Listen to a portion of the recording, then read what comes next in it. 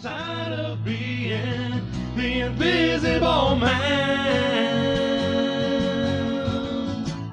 The invisible man.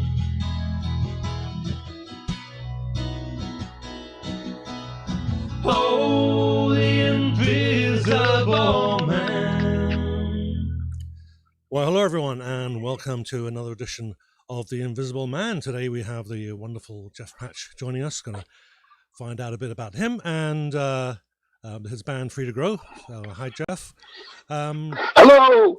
So, Ryan, you want to introduce me to you? How you guys doing out there? Let's do our Everyone introductions. staying healthy? Yep. Introductions, Ryan. Alrighty. Well, my name, or that handsome young man that who was just doing our introductions there, is Mark David Stallard. He uses his middle name even though he doesn't have to. And this guy next to me here is Ryan Janz. His middle name is also David, but he doesn't use it even though he should. And we are It's All in the Mind. It's all in the mind. Hey, we're getting better at that. Getting better, yeah, time, the man. delay is less noticeable. Just getting it out of It's the all way. good. Right, so let's get straight to Jeff there. I got a introduction written here. So today's guest is Jeff Patch, leader of the band Free to Grow. Free to Grow is a band from Fredericton, New Brunswick, and is self-described as a mix of folk rock, progressive, and East Coast in a classic rock blender. They first performed together in 2014, followed closely by their self-titled debut album. They were the winner of the Stingray Rising Star at the 25th annual Fredericton, why am I having trouble saying that? Harvest Jazz and Blues Festival in 2015. Their debut album was ranked one of the top 10 New Brunswick releases in 2014. And a music journalist and Polaris Prize juror Adam Bowie described them as a cool debut album from a local band that holds Pink Floyd and Jethro Tull in equally high regards. High praise indeed. So, Jeff, how are you doing?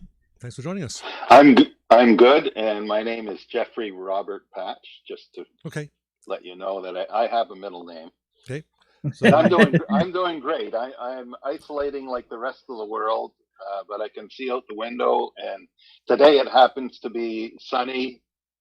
And people are walking down the street and walking their dogs, and it looks good. Yeah, here in Winnipeg, but it really isn't. Yeah. Here in Winnipeg, it was it's bloody cold and snow everywhere. It snowed again for us this week. So Yep. just when It we is thought we were clear.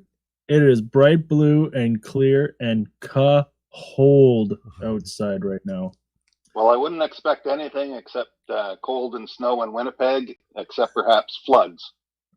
Yep. Well, hold on to your butts, folks, because that's definitely a possibility with that extra bit of snow. And I think just south of us in Grand Forks has had quite a bit of snow, and whatever they have, we usually get. So that's a definite possibility.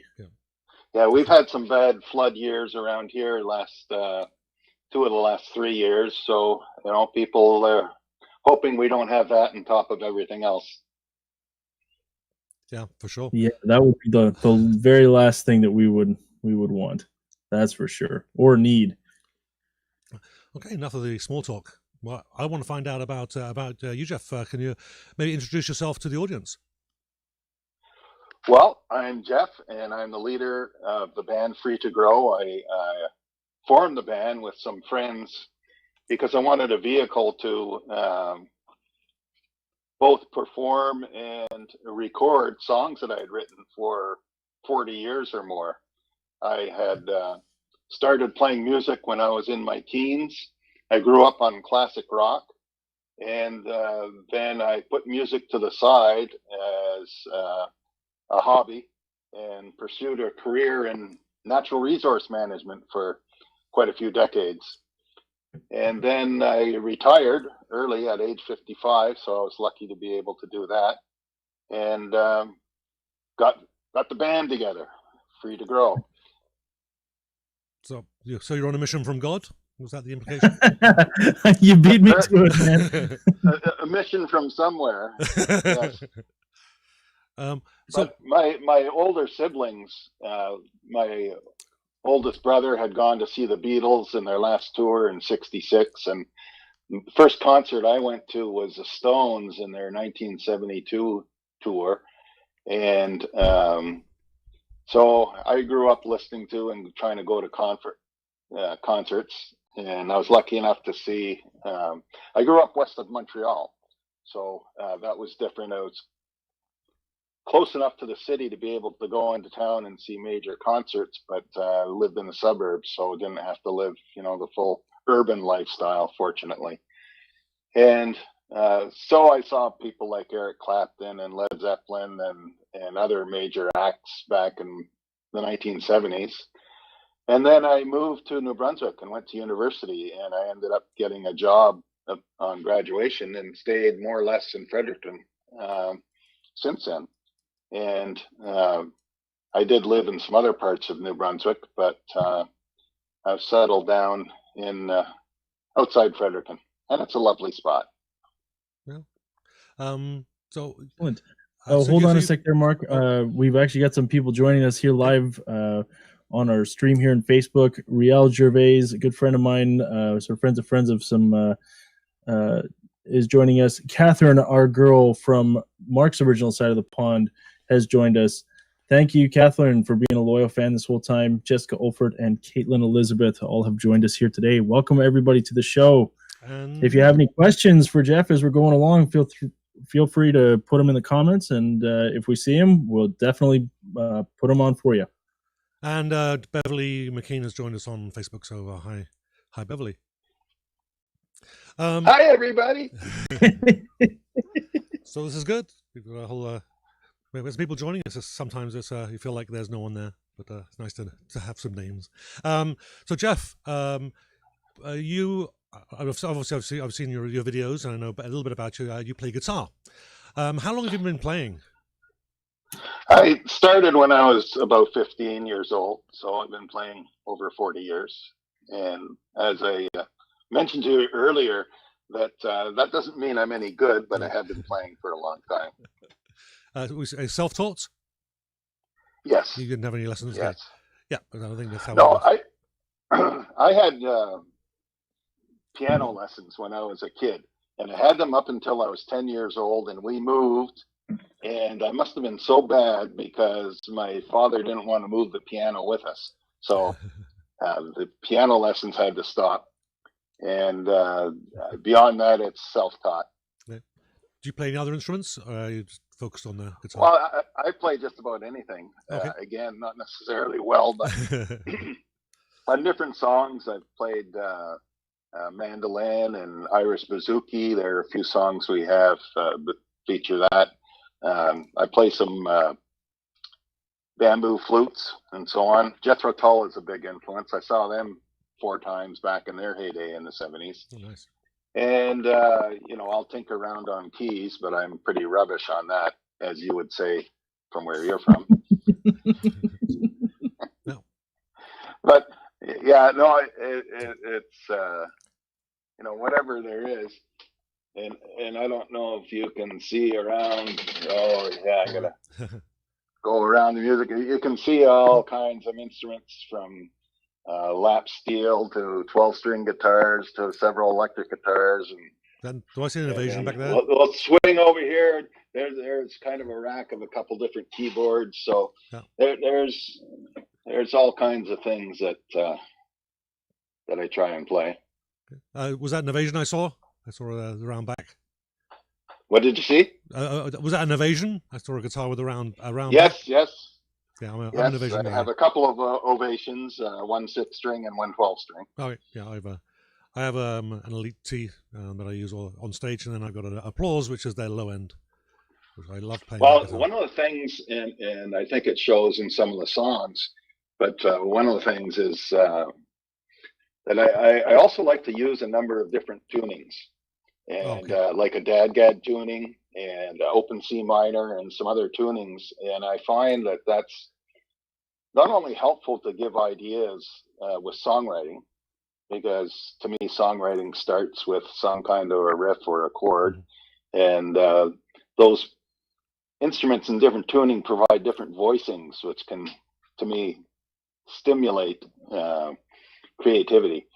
And so often, well, always when we play on stage, I usually have a rack of instruments behind me, and you know, I've grown to where I can use a wireless jack, and so I'll be plugging in maybe 2 or 3 different acoustic guitars that are in alternate tunings, or the bouzouki or the mandolin or some other things, and that helps with things, because you don't like to watch people retune in the middle of a show. So no. Yeah, it was I was actually at a show. I was actually performing on a show, and one of the guys opening. This was about a year ago.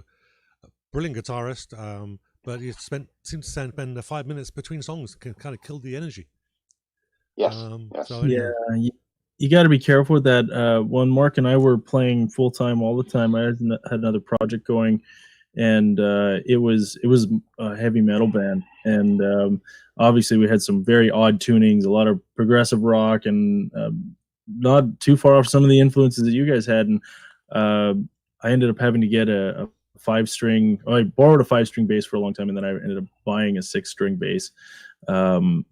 But you know, you do have to be careful. Unless you're actually going out of tune, you probably should just have multiple guitars that are tuned to the different variations, because it is very difficult to have like a real upbeat and everyone's in, the crowd's into it and knows, all right, great, we're gonna go to this next song. Hold on, almost there. Oh, there we go. Yeah, that's just it's too much of a gear change. So. Then again, sometimes it's really nice, as opposed to a full show with 3 sets and that kind of thing, to go with one guitar and one tuning and do all the show, just bang, bang, a quick set, and not go through all that BS of changing instruments. But anyway.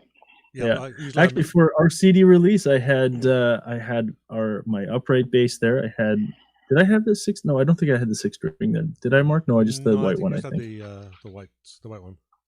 Yeah, so I had 2 on stage, and of course the stage that we were playing on was tiny. So by the time we got the drum set and Mark and myself and my basses on stage, there was barely any room to do anything. Yeah, I think that you were taking as much room as a drummer. So I've got to ask you, as a bassist, do you get as much as abuse as we try and heap on our bassist? You know, with all the bass jokes about, you know, bass solos or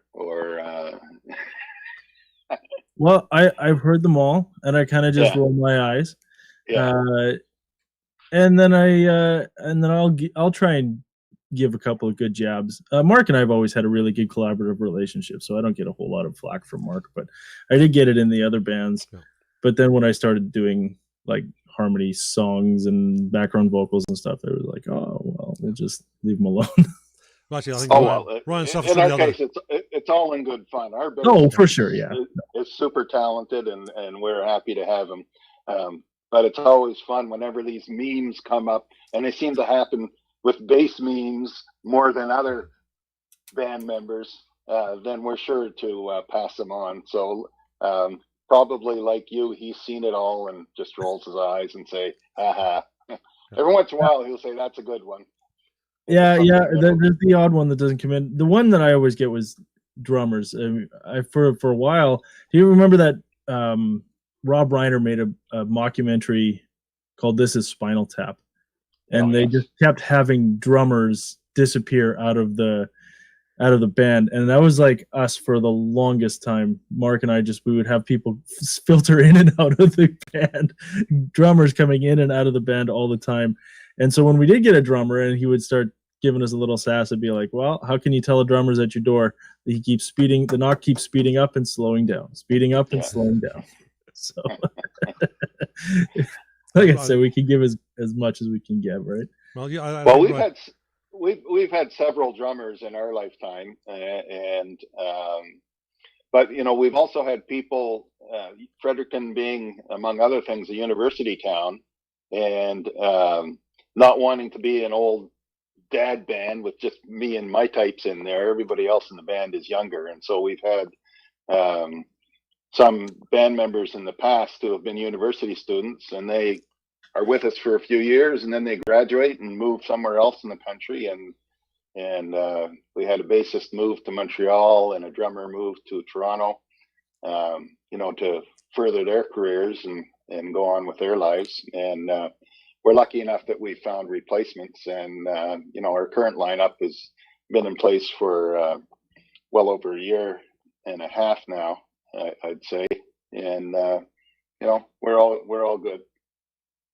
Good, yeah. But it's a real pain when somebody leaves to find a replacement that fits. And as you know, it's not a matter of just having the chops to play your music. And some of our stuff has some weird time stuff when it comes to both bassist and drummer. We've got not much, but we've got some songs that may have measures that'll throw an extra beat in them here and there, and for some it takes longer to adjust to that, and for others they just say, oh yeah, that's neat, that kind of fits, and they pick up the rhythm right away. But it's not just having the chops, of course. It's being able to interact and get along with everybody and have no drama and just fun and have the right attitude is equally or more important than the other things. And so we've got a band that's really good that way, and so it's fun.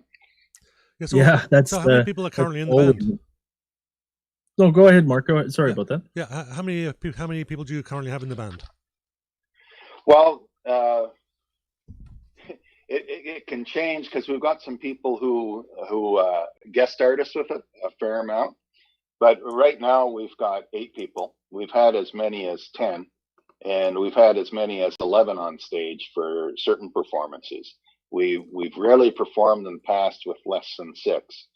But in terms of band members, there's myself, and then it started. I'd been in a previous band with some other people, Amanda. And she's in the center of that picture with the red flower dress, Amanda Moss, and Catherine Leblanc next to her. We had been in a previous band called River Rhythm. And then when I was putting Free to Grow together, I called them up because we like to interact together and work together musically. And there was a third, Susan Thompson, who still sings with us, but she's currently living in Ottawa. She got a job with the federal government and moved there a couple of years ago. So Susan, she's still a part of the band, but she can rarely perform with us because she lives hundreds of kilometers away. James Rooney on the right has been our drummer relatively recently, and he came recommended by another friend, another local artist called Colin Fowley, and he had performed and recorded with Colin in his own band and with another band. And so Colin's been a great addition. Our drummer before him had been a university student who went home to Toronto. Joe Bennell in the red shirt there, that's me on the left with the red shirt. The other red shirted guy, Joe Bennell, he's originally from Burnt Church, New Brunswick, and Joe is a guitar virtuoso. So if you hear like really nice guitar on our tracks, it's because of Joe, not so much me. So I mostly stick to doing rhythm things and playing the acoustic and whatever weird tunings I might have for that particular song. And Joe has also got great skills as an arranger. So in both our vocal and instrumental arrangements, Joe plays a lead role in that.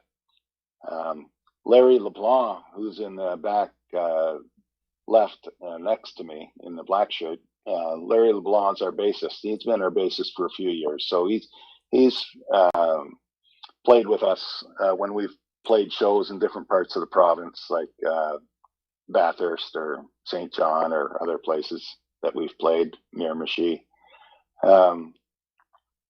Anyway, Larry is a great guy, and as I said, he's very patient with us because we may send him bass player memes, and he doesn't mind that at all.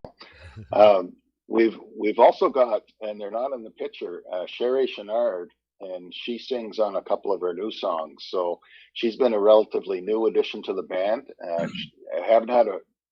She hasn't had an opportunity to play with us, sing with us live, but Sherry has been in a number of bands in the Fredericton area for a long time, and she's a very talented vocalist. And so she, in our next album, will be singing lead on a couple songs as well as background vocals. And then we've got Josh Sangster, and he's with a band called Honeygut in Fredericton. And Josh has been singing with us. And he's a great vocalist and a great guy. He's also a paramedic, so he's one of these people who is continuing to work through this social isolation. So, and then we've got Catherine Muller, who's a well-known fiddle player, violinist in Fredericton. She plays for New Brunswick Symphony, but she also has a solo act and is with a folk band called Different Folk. And Catherine has played on all our albums, and she's played cello and has played violin on them. So and she's played live with us on occasion, but her schedule's so busy as a full-time musician, sometimes it's hard for her to find the time to be with us at a live show. So, but Catherine is certainly considered a member of the band, and we're lucky as punch to have her with us to add her skills for recording and for performing when she can do it. So I hope to God I haven't forgotten anybody, but you know, that's I'll hear about it.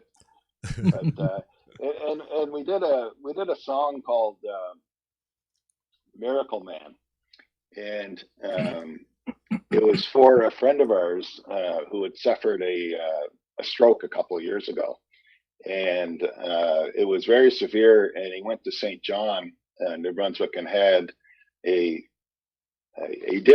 new kind of treatment where they put a kind of a stent up in his brain and to free the clot. And it was considered a miracle that he was alive. and so we wrote a song for him. And we had different guest musicians on that particular song too, which we drew from the community because everybody knows Bruce around Fredericton and around New Brunswick because he's a proud and vocal supporter of the live music scene in Fredericton. And he also plays in a band called The Unheard, which is a band that plays kind of hard rock, harder than we do. So we've got those influences that are a bit more acoustic and that sounds otherwise influence. Excellent. So we got a couple of the folks joining us here real quick before I give you a couple of more questions here. Jeff, we're going to say hello to Floyd Muller, a good friend of mine, my lovely and wonderful wife, Jessica. I'm glad you could join us today. Levy, soon to be a dad, Peterman.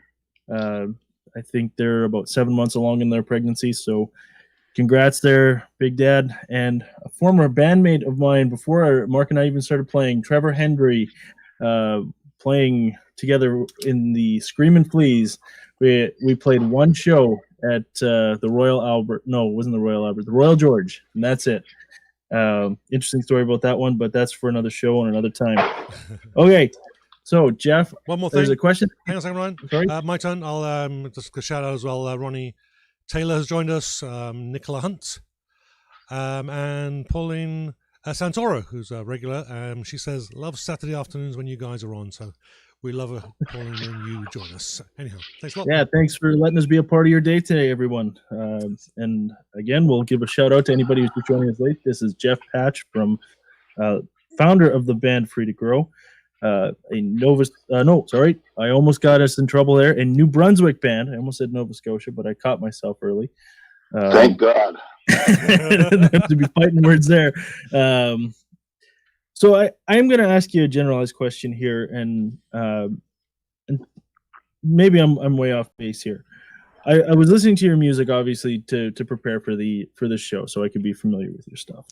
And I do find it interesting that a lot of acts, regardless of the genre, end up having some kind of Celtic or East Coast feel to their music. Is it possible to even escape that if you're a band from the East Coast, or particularly if you're from New Brunswick? Now it's not bad at all. I love Celtic music. It's beautiful, and that sort of East Coast, it just weaves its way into it. Is it even possible to get away from that in the East Coast, or is that just mandatory? No, it's not mandatory, and a number of bands do get by without that filtering in as an influence. And I think that, speaking as a principal songwriter, that it filters in what we do. Although I can't take sole credit for it, because everybody in the band plays a role in the final product as a song. So the different influences that have in vocal and instrumental arrangements, it can soak through. So some of our songs, it's certainly in there, and we like it in there, and it'll probably never leave. Like if we do an album, there'll be definitely some Celtic influences that filter their way in. And there's a song coming in the next album that has that even stronger. It's a song I wrote about Celtic mythology and an Irish god called the Dagda. And so that'll be a new song, and that'll be real strong in there with both the fiddle and the rest of the arrangement in it. So yeah, it's there. Great. Can bands and do bands escape it from this area? Yes. Do we? Not fully, certainly not. It's there. Well, and then that raises up another fundamental question. Okay, every once in a while it's good to change up your style, but if that were to leave, like if you tried an album and you just took a sidestep away from it just for one album, but then sort of returned to roots with the next one, if you decided to fully depart from that, would it still be free to grow if you were to pull away from that? Well, that sends me down the thread of why are we called free to grow? And it has nothing to do with growing what used to be contraband. And free to grow conceptually means that we're free to grow in different musical directions. So we have songs that some would classify as moderately, they're definitely rock songs. We have songs that are progressive rock. We have songs that are folk, and a lot of songs that people, like people like genres and subgenres would say that that's folk rock. And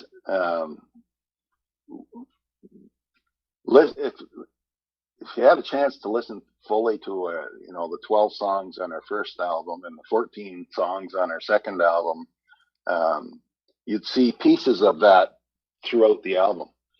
And we consider that we're free to grow, as I said, musically. And if we have a bunch of songs that depart from a heavy East Coast or as heavy an East Coast influence, then I would say, yeah, we can do that. And we're free to grow there if we want to go there. All right. Well, that's a great background of the rationale behind the band.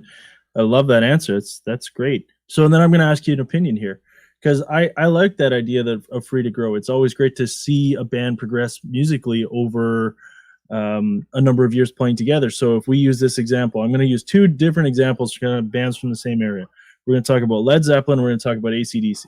All right. Mm-hmm. Led Zeppelin, from Led Zeppelin 1 all the way up through the Outdoor. Same band, same energy, different style, different things. There's similar sounds throughout and similar themes. Amazingly successful band. AC/DC, even Angus Young, when Back in Black was released, they said, hey, you just released an album that sounded like your last album. He says, that's incorrect. We just released an album that sounds like all our albums, with that very unique AC/DC feel.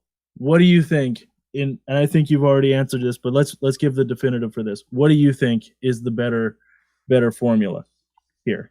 Is it the one sound with very small side steps here and there, or is it the ability to grow and change and morph over time? Well, I think I might have mentioned that I did see Led Zeppelin in 1975, so that's part of the answer. And I'm old enough to remember when back in the days you used to wait in anticipation for albums to come out from your favorite band, and they generally come out once a year.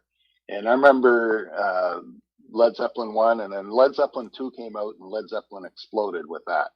And so me and my friends, we all listened to 2, and then we discovered Led Zeppelin 1. We listened to 1 and 2. And we're all like, what are they going to come up with Led Zeppelin 3? And it came out with this part that was half acoustic and a very different sound. And it got panned by a lot of the critics when it first came out. But I absolutely loved it. And so, yes, I like that formula. And when bands do it, and they can pull it off like they obviously did, then that's something I would want to emulate. And as far as AC/DC, yeah, I like their stuff. I mean, I've got Back in Black that I play like whatever it is 60 million other people have. But by the same token, when I first heard AC/DC, I thought, oh, that's Slade, isn't it?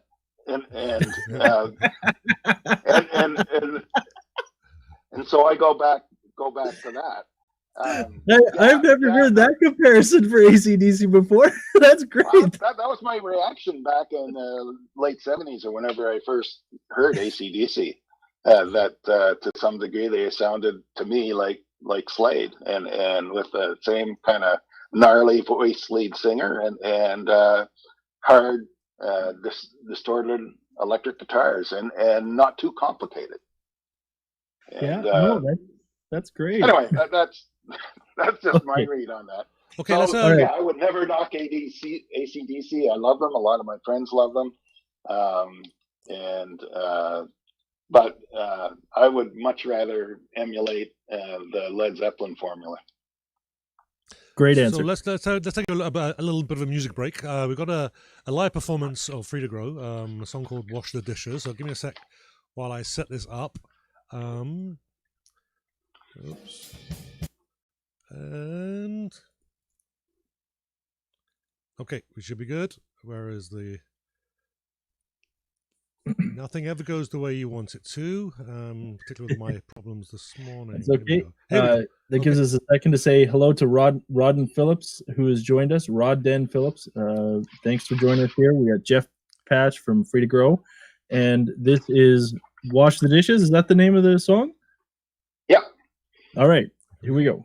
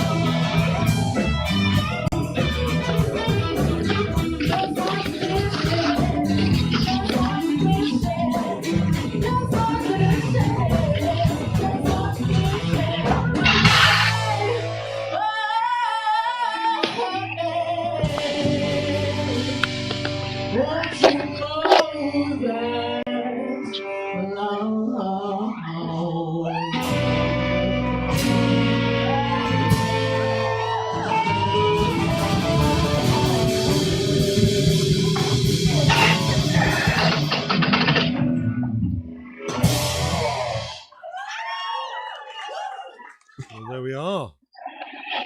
I see that was a long song because your hair has seemed to have grown, Jeff. Yes. So I've morphed into Jeff Exotic now. Just to keep up with the times. So what was it? How you all doing? What was with the face paint? Were you trying to? Was that a Kiss tribute band there, or? No, it was because it was a benefit for the SPCA, and so we had cat faces painted on ourselves. Yeah, so it went with the theme of the show. So that made it fun. It's not something we've ever did before or do again. Right. Although I'd like to. It made for a fun show. Yeah, for sure. I don't think I've done that, actually. That's great. No, that was a great performance, a great tune. Just, I'm sure everyone was watching us kind of groove out while we were playing there. It was a really good, groovy and tight performance. Well done. Well, that was, yeah, and that's more of a, that's a blues rock tune, and to me, it's kind of rootsy in it. But it's an interesting story behind that song. When I first retired, my wife still worked. And so when she came home, I had to do the dishes. She didn't want to come home to dirty dishes. So I had made these lists of chores incorporated in the song, just rake the lawn and whatever, sweep the floor. And that's all incorporated. Now, of course, I never did any of that stuff or did it very well. But, the concept that I had to do all the chores while she was working away. And but I just had to wash the dishes because she won't be happy when she gets home if they don't. So that was the song. So it was just a kind of a joke that like with a lot of songs, it depends on what you're thinking about, what you're going through. So that was a joke from start to finish, and that was on our first album. But when we did it on our first album, it's not nearly as dynamic, and we found that with a lot of our songs, they tend to evolve, and so that and how we've done it live since then, it is quite different than how it was recorded almost 6 years ago now, and that's what makes it fun. So some of the songs that we recorded on our second album, which came out in 2018, were songs that we had played live for 2 or 3 years before we recorded them. And they were much better for it. And I found it interesting, too, to find that some of our heroes, like bands like Pink Floyd, often, of course, they didn't do an album every year. They often spread them out by a few years. But a lot of their songs that were put on albums were songs that they had floated and had in live performances for 2 or 3 years before they put them on albums like Animals and I Wish You Were Here. A lot of the songs on those albums were ones that they had played for several years before they recorded them. And I think it makes for a better product in the end. In fact, that's one we were thinking we may do do a properly recorded live version of to put on an album sometime in the future, just because it's so much fun, because it's quirky and it's basic and it's makes you want to move. It'd be a good hidden track at the end of your last the one that was always 5 minutes after the last track of the album, right? You can put that as an extra hidden track on your next album. That would be a great one for your long-term fans, for sure. Well, I remember when I bought the album Abbey Road, so I think that was 69, so I would have been 12, 13 years old, and I bought the album and I played it and I listened to it quite a bit. And then I read a review on it in Time magazine or somewhere, and it talked about the song, irreverent song at the end called, Her Majesty is a Pretty Nice Girl, which doesn't have a lot to say. And that's kind of at the end with a gap. And because I had the old kind of turntable that you had to put the needle on and then take it off at the end, and you didn't want the needle to go to the end and go clunk, clunk, clunk, and the end of the song. So I had never heard that. And I thought, well, my record doesn't have that song that they're writing about. And it's because they're whatever that is. And it may just be a 10 or 15 second gap, or maybe even less. But it was enough time that I always pulled the needle off. And I never heard that song until after I read the review and I let the record play longer. So that's a neat trick that you can't do anymore. Except we're thinking of putting our next album out on vinyl. So yeah, maybe we'll sneak something in there. But that's no good if nobody ever hears it either. But there's things like that. There was I've heard about bands who've released stuff in the 80s, and when vinyl was still a thing, like that was still it's sort of a heyday, and CDs were just starting to get a thing, and they actually had put in this was an old, really underground prog rock band that had actually hidden, because you could take audio signals and they would transfer into the computer, and so they actually wrote a computer program that if you had your turntable hooked up to your Commodore or whatever, could receive it, and it would play after you played through the whole album, and then you hit record on your or listen and open up and listen to the audio file through your computer. It would actually create a program that you could run. It wasn't a very big program. It just said put the band's logo as best as it could be drawn by the computer of those days. But it was there, and nobody found it for like 30 years until somebody decided, hey, I'm going to just do this for fun. And then all of a sudden it was like, oh, now I'm going to check every one of my records to see if stuff was like that, right? So, which is not necessarily the case, but I think we all get the same. Well, you could have a neat concept where you could write a hidden virus into your download. And since viruses are going around, it might be timely. Yeah, maybe we'll just we'll skip that part of the interview there.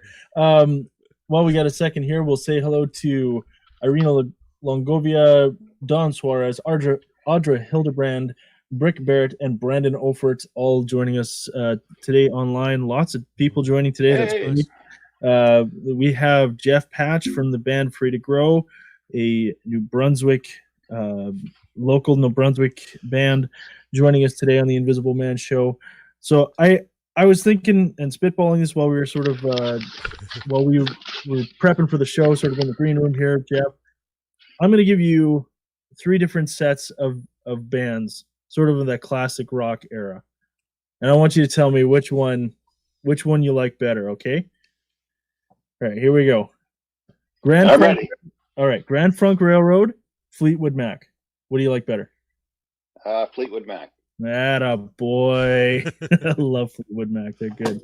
Yeah, all right, I'm an American band. I'm a Canadian band. Come on. Yeah, exactly. But I like I always like bands that have at least some element of a Brit influence.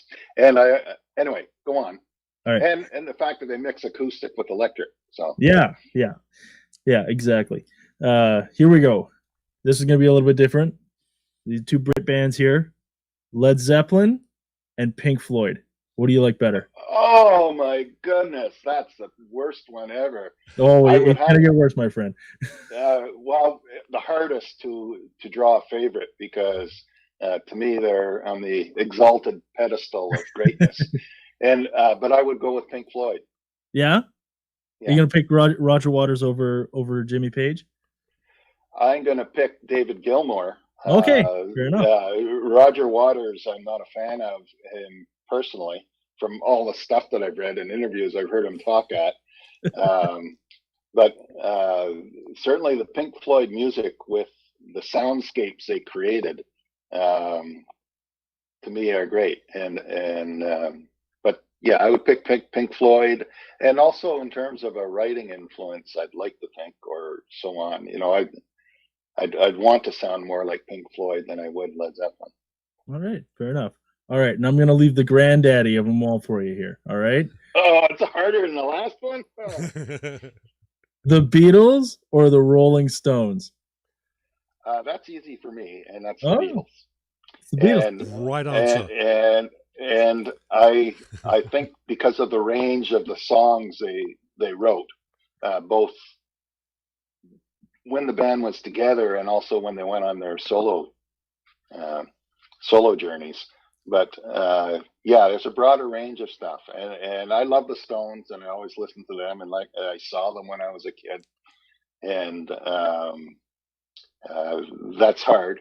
But I'd still pick Beatles because I like things that are more creative when it comes to a melodic element, and I think the Beatles were better at that.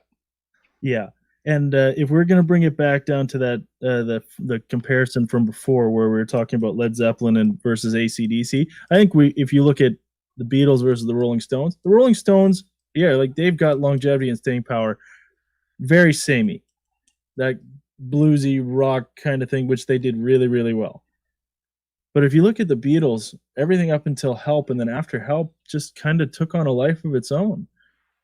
Help for me is when the Beatles kind of went from a very pop sounding, maybe a few little things here, but then all of a sudden you start getting into new albums. And then of course what's often considered to be the first concept album of all time, Sgt. Pepper's, comes from the Beatles, right? So I can see how that would fit in with why you would pick that, because the conversation has always been about, and the theme of your band is free to grow and change and morph and become more, right? More than the sum of the parts, so to speak.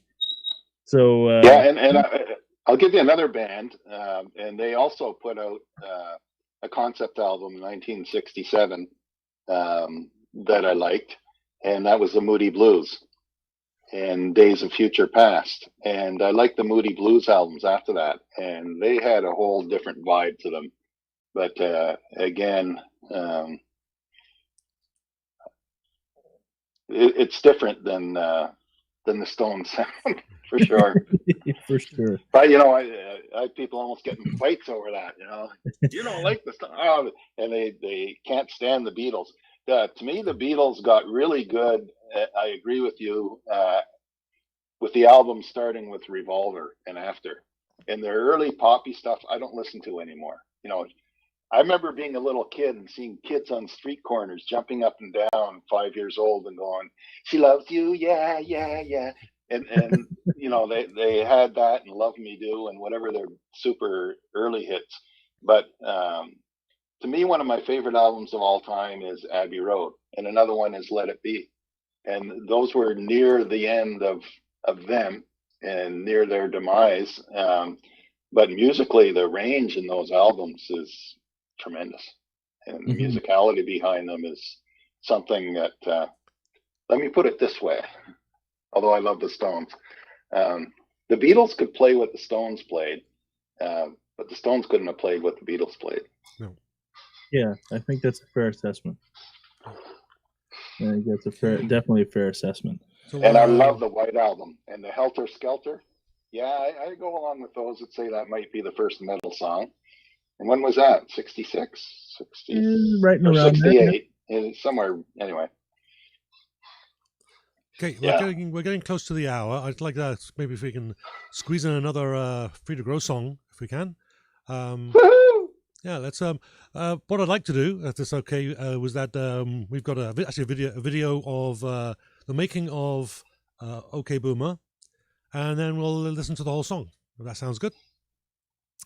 Sounds wonderful. So we're gonna set everything up here, and here we go. Let's see if I can get this to work. Well, Joe's a handsome fella, so. Yeah, we want Joe. Right. Yeah. Okay, I need a drink now. Let's go. Okay, boomer. Okay, boomer. Okay, boomer. Okay, boomer. Okay, boomer.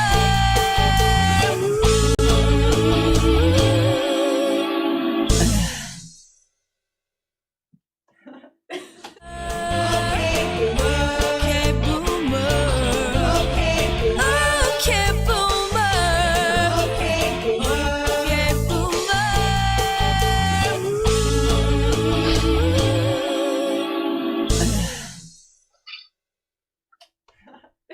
That's the money one. That's the money one, Doug. That's the money How does it one. look on video? Looks pretty good. Yeah. So, is there any story behind that song?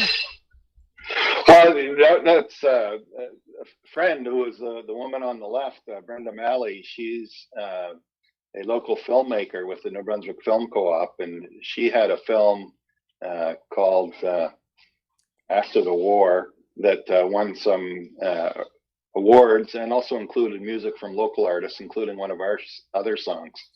And anyway, Brenda's been a friend for a long time, and she is working on a web series comedy that is highlighting the funny differences between millennials and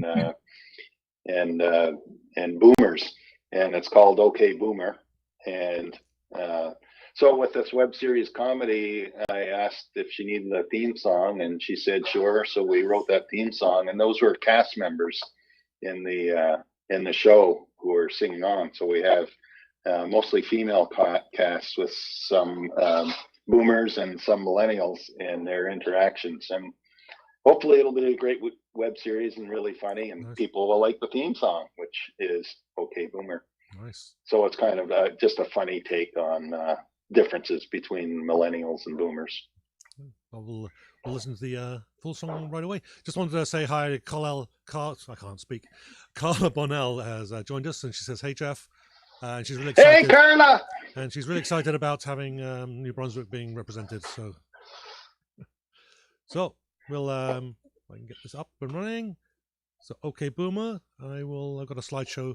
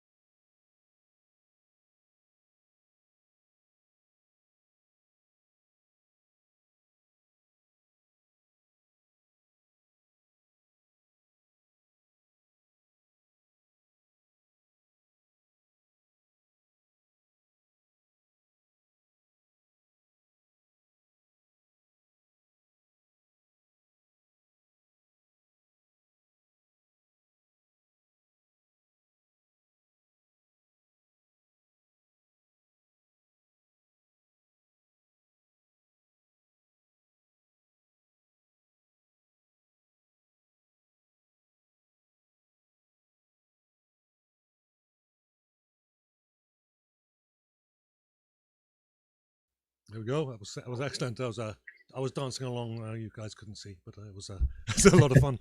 Well, that looks lovely. I appreciate you Yeah. finding and putting up our album and EP art and so on. That's Yeah. great.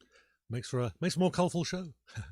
Yeah, yeah. So I got the some contact information for Jeff and the band Free to Grow. So you can check that out. So freetogrowband.com.